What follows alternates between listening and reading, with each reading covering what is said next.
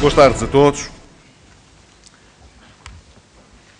É uma honra muito grande estar aqui nesta ocasião em que se celebra a 10ª edição da Universidade de Verão.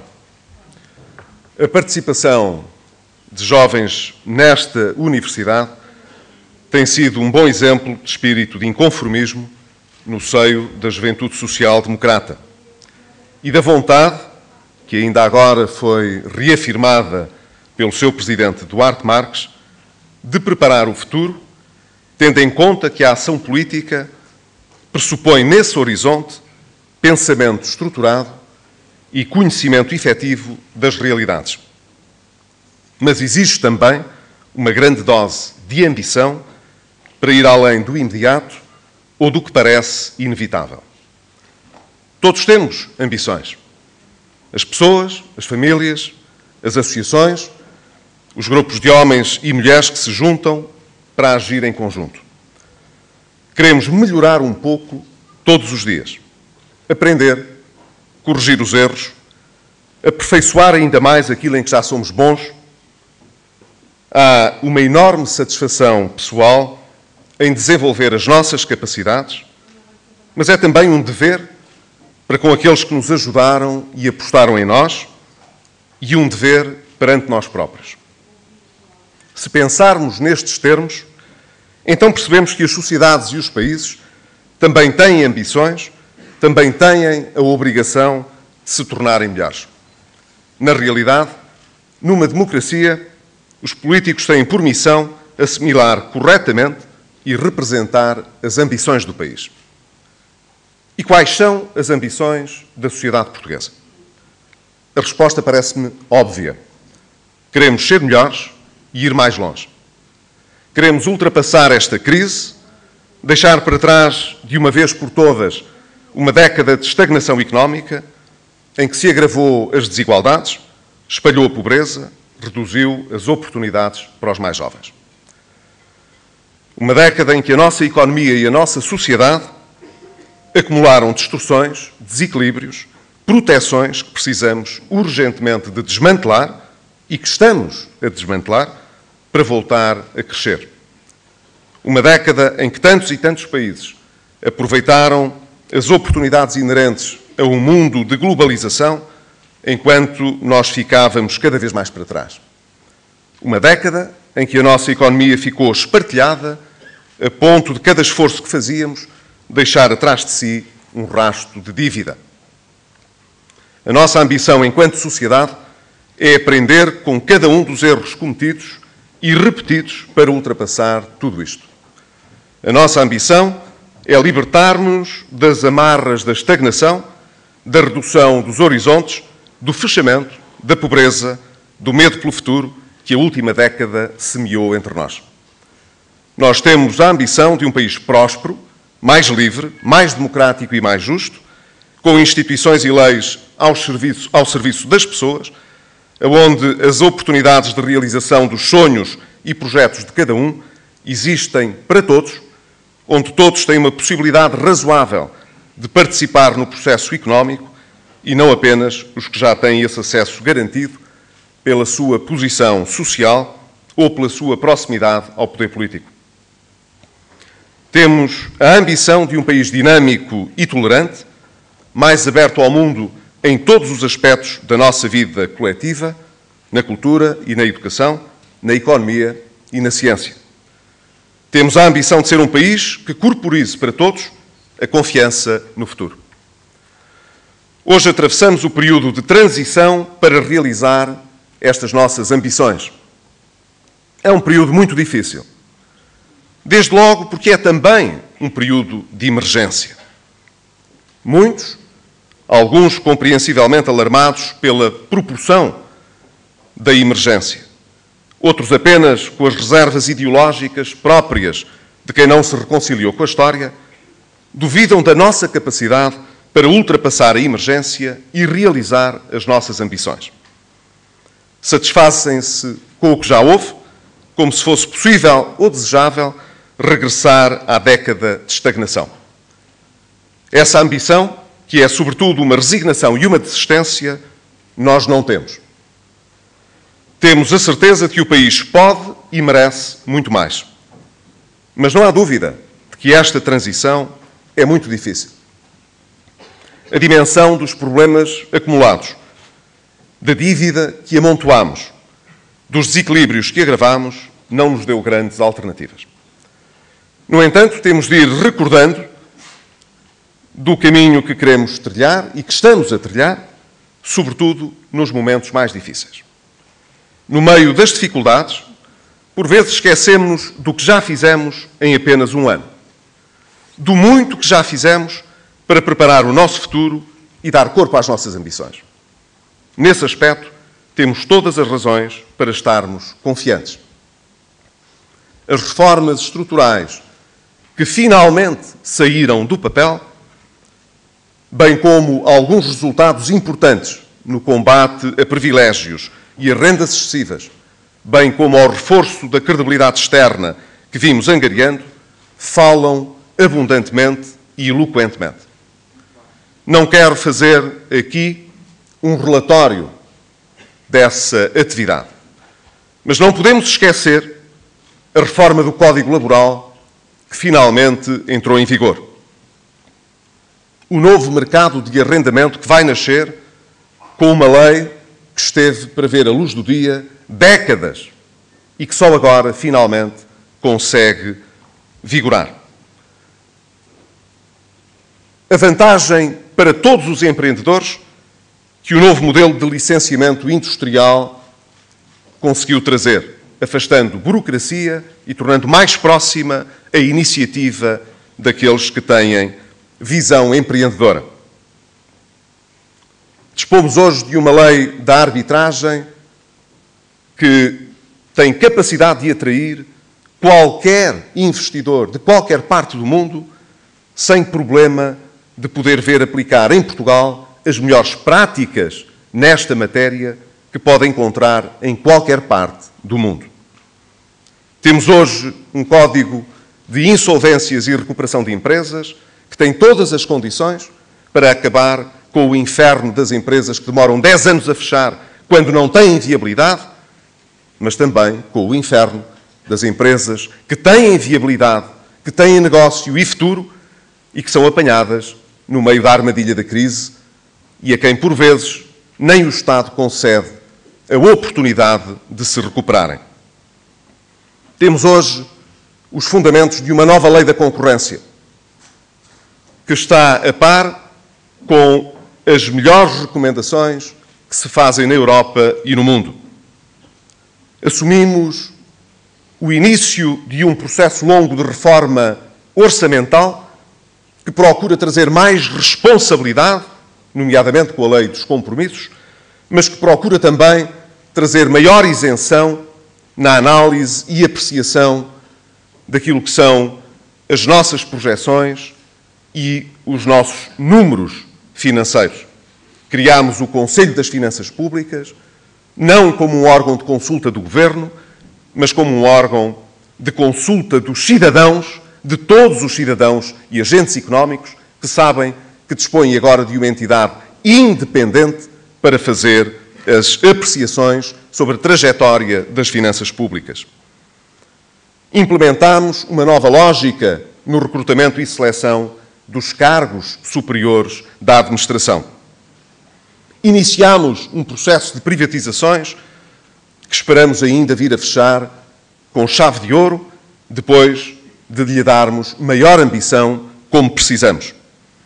Iniciámos a revisão das parcerias público-privadas, que representam, tal como nos foram legadas, um encargo que aqui já foi referenciado pelo Presidente da JSD, que é não apenas insustentável pelo valor absoluto que representa, mas, em particular, pelas oportunidades que deixaremos de poder agarrar, porque temos de pagar e suportar esses custos.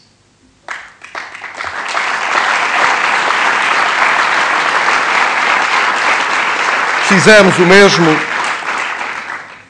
o mesmo com as rendas no setor da energia, e temos concluído o processo de recapitalização dos bancos portugueses, que terá agora, muito brevemente, a sua conclusão, de modo a dar estabilidade financeira ao país. De facto, o programa de mudança que temos para cumprir é muito exigente. Faz agora um ano que nesta Universidade de Verão, que afinal já não é no mesmo local, reconheci que 2012 seria um ano difícil e que o processo de mudança estaria, nesta fase, repleto de desafios. O agravamento da incerteza e do abrandamento económico na Europa, sobretudo a grave crise que alguns dos nossos principais parceiros económicos estão a atravessar, redobram as dificuldades e exigem uma atitude de não relaxamento e de grande concentração nas nossas próprias capacidades. Mas um programa de mudança deste tipo ou é abordado e executado com determinação e audácia, ou então falha.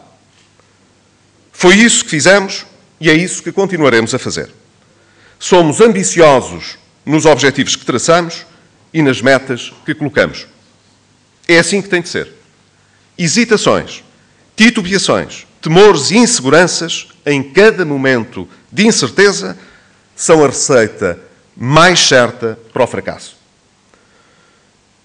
E nestas circunstâncias, nós sabemos muito bem o que significa o fracasso. Não precisamos de ir além da Europa para ver o que isso significa em termos de sofrimento das pessoas, de degradação económica, de perda de futuro. Na oposição, há muita gente que ainda não percebeu isto.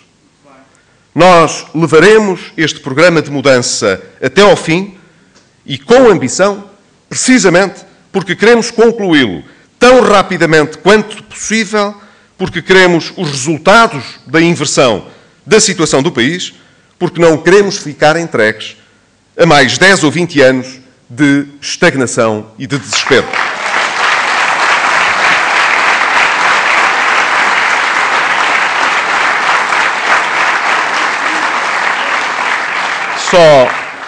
Só executando este programa com ambição é que poderemos estar à altura das nossas legítimas aspirações.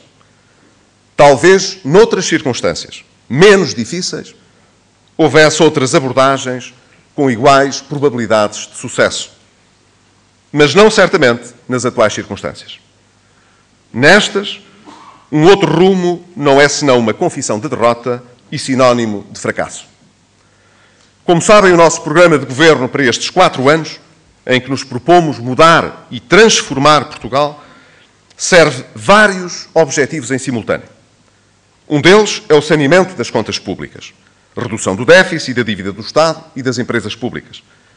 Outro é o equilíbrio das contas externas e a redução da nossa dependência relativamente ao exterior para financiarmos as nossas atividades. Um outro ainda é o crescimento económico e o emprego de qualidade sustentados com uma economia mais competitiva, mais dinâmica e mais aberta, mais justa e equitativa, que assenta no pilar das reformas estruturais. Ora, ser ambicioso na execução do programa do Governo significa, em concreto, não prescindir de nenhum dos seus grandes objetivos, nomeadamente em termos dos nossos compromissos externos. Significa nunca colocar as decisões em termos de sacrifício de um dos objetivos em favor de outro.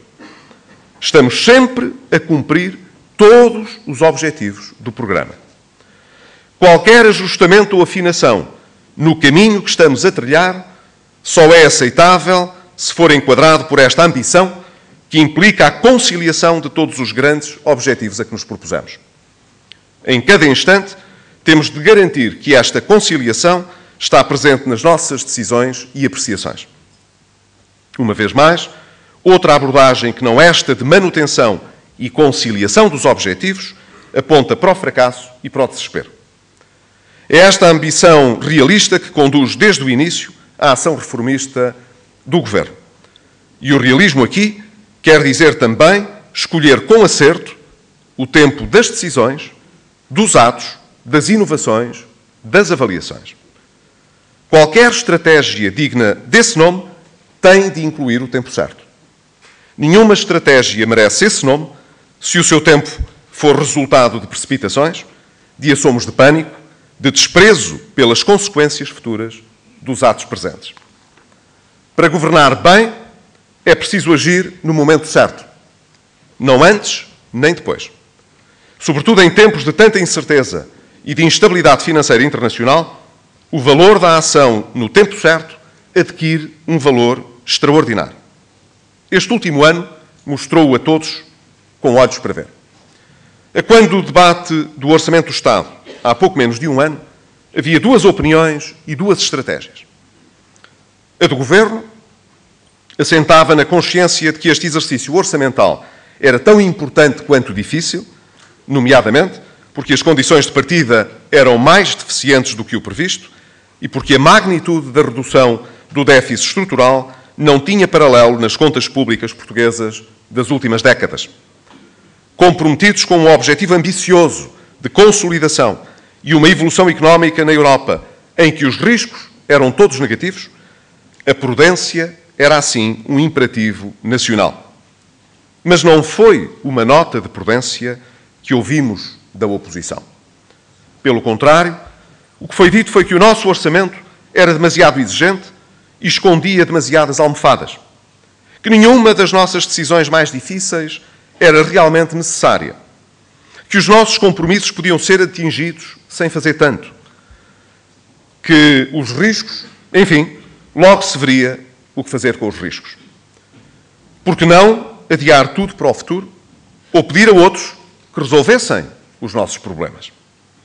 É muito claro o que significava esta opção. Uma infantil recusa da realidade, mas esperemos que também uma oportunidade de aprendizagem e de crescimento para aqueles que então criticaram a nossa estratégia. Estou certo que deste processo de aprendizagem resultará certamente uma oposição mais amadurecida e responsável, que é aquela com que discutiremos o orçamento para 2013.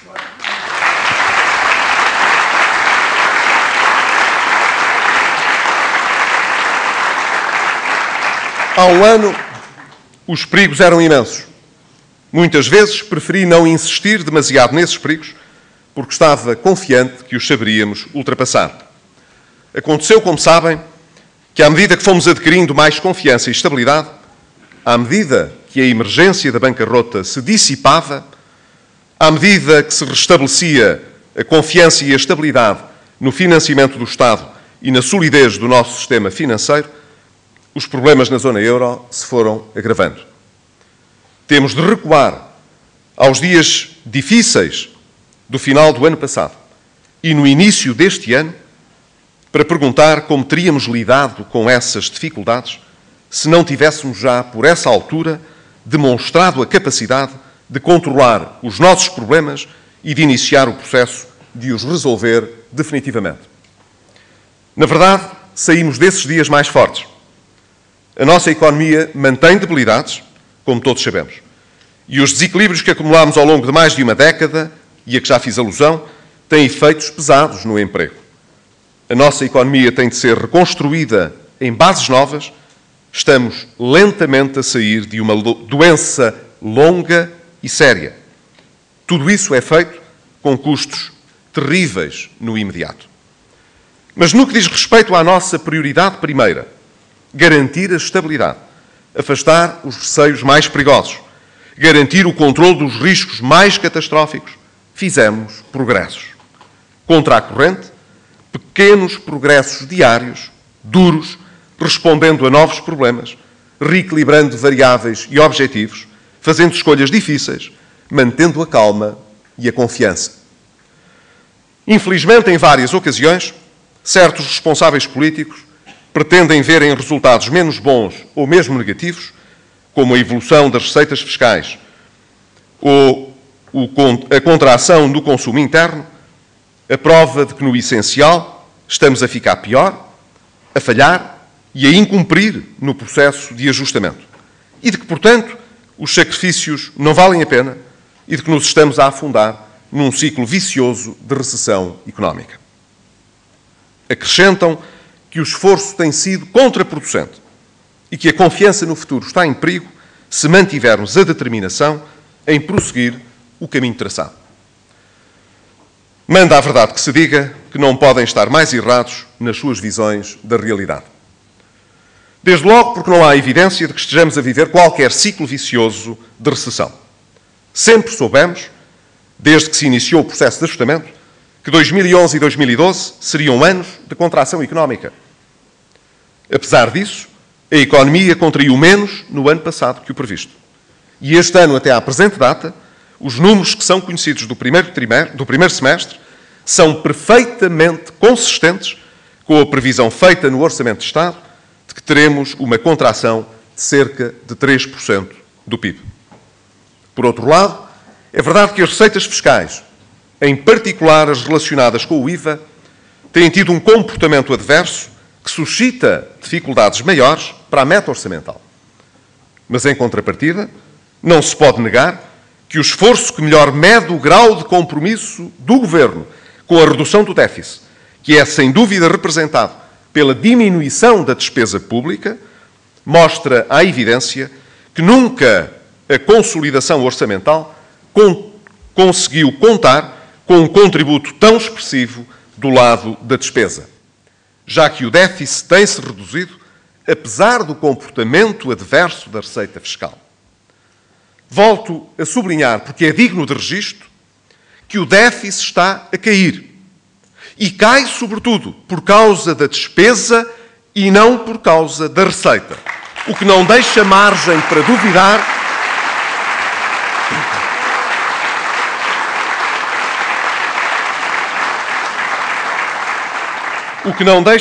para duvidar de que o Governo está a cumprir o seu compromisso de cortar a despesa do Estado e a consolidar as finanças públicas. Quanto ao problema do consumo e da procura interna, que tem registado uma quebra mais acentuada que o esperado, está muito relacionado com a velocidade do processo de transformação da economia portuguesa e com a incerteza que afeta as decisões dos agentes económicos no nosso país. E se o pior comportamento do IVA está muito relacionado com esta realidade, em contrapartida, esta tem ajudado ao aumento da poupança no nosso país e à correção do nosso déficit externo, não apenas porque concorreu para reduzir as importações, como porque reforçou a importância de todo o setor mais voltado para a competição externa e as exportações, o que é, sem dúvida, um objetivo muito importante de todo o nosso processo de ajustamento.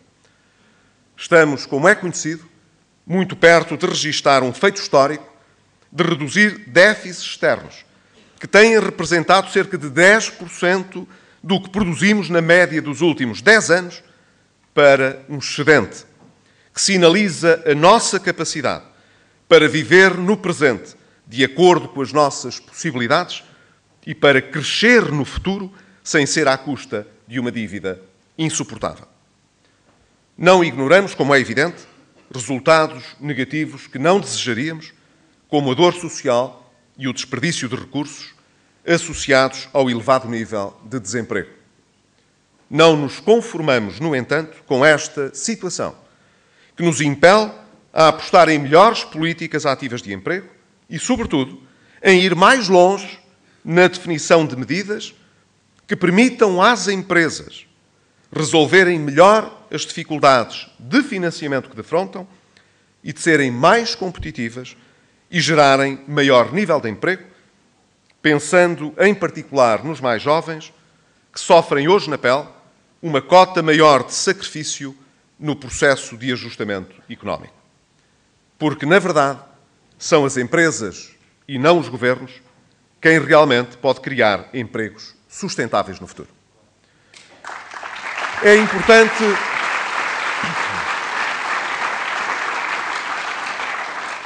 É importante ainda acrescentar que, apesar das medidas difíceis que tivemos de assumir, sempre tivemos o cuidado de prevenir o seu impacto junto daqueles que apresentam maior vulnerabilidade, por terem rendimentos mais baixos ou por se encontrarem em situação mais adversa. Exemplos claros desta preocupação estão bem patentes na atualização, pela primeira vez em anos, do valor da pensão mínima, social e rural. na majoração do subsídio de desemprego para casais desempregados e famílias monoparentais com filhos menores a cargo, na criação do mercado social de arrendamento, na criação de um novo passo social que garantiu preços menores para os mais desfavorecidos e na criação da tarifa social da eletricidade, que não pôde deixar de amortecer os efeitos que a subida do IVA da eletricidade provocou.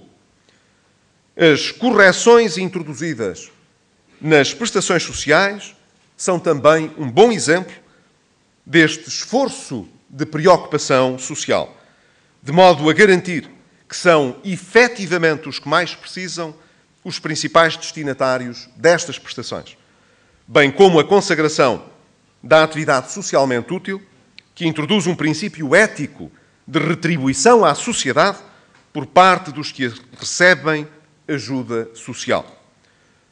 Também a política do medicamento, que implicou a redução sensível dos preços dos medicamentos, acaba por beneficiar, sobretudo, os mais desprotegidos, sobretudo os de idade mais avançada. Tal como tem sido amplamente reconhecido pelos nossos parceiros externos, estamos hoje, portanto, mais próximos de vencer as dificuldades do que há um ano atrás. E naquilo que é essencial e importante, temos cumprido e dado sentido aos sacrifícios e esforços dos portugueses, que estão a valer a pena, e a revelar um país que se sabe governar e que sabe para onde quer ir. Um país que cada vez menos é citado pelas más razões e cada vez mais é referenciado pelos bons exemplos. Hoje estamos melhor porque os perigos internos são hoje menores. Economicamente, não estamos ainda mais fortes, mas os riscos e perigos que persistem são menores quando comparados aos que defrontámos no início da legislatura. O diagnóstico é bem menos negativo. Sabem, por exemplo, que os investidores que no início do ano decidiram apostar no crédito e confiança do Estado português, esses investidores ganharam bom dinheiro, mais do que em qualquer outro investimento em dívida pública na Europa. Com a descida acentuada dos juros e do risco de incumprimento, os títulos da nossa dívida valorizaram-se. Quem duvidou deve estar arrependido. E por isso, para o futuro, o ponto de partida é outro. Daqui para a frente, os pessimistas têm de pensar duas vezes.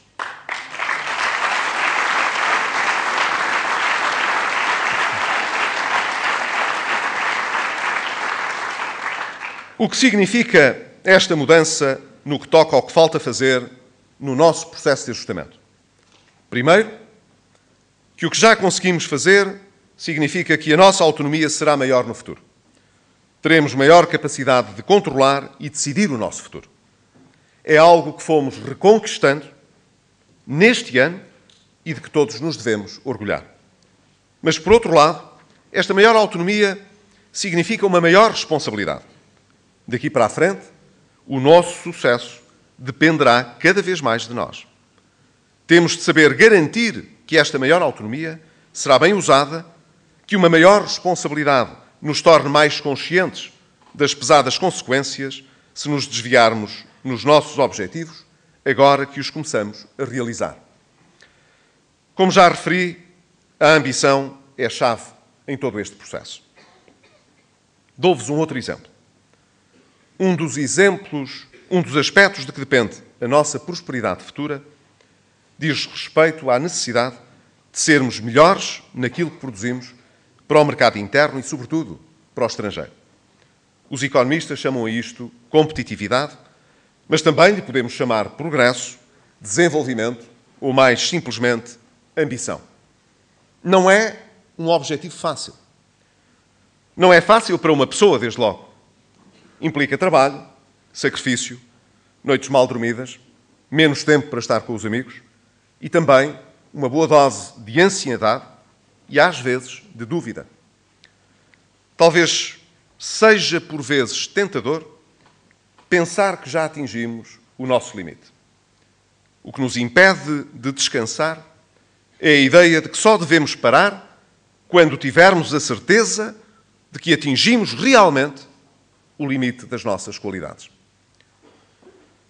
E isso, como todos sabem, como o Carlos Coelho, que é o reitor desta universidade, tão bem provou ao longo destas 10 edições, isso nós nunca sabemos antes de tentar melhorar e aprender ainda mais. Para os países no seu conjunto, o caminho da ambição e do crescimento também é um caminho difícil. Implica sacrifícios. Temos de alterar o que está mal e isso nunca é fácil. Temos de nos esforçar no presente, por vezes temos de sacrificar muito no presente para garantir que o futuro será melhor. Julgo que para os países como para as pessoas, a questão decisiva é como garantir que o futuro será melhor do que o presente. Nenhum de nós vive inteiramente no presente.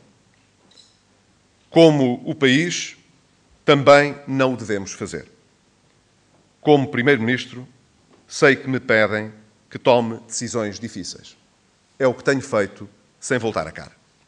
Um abraço a todos.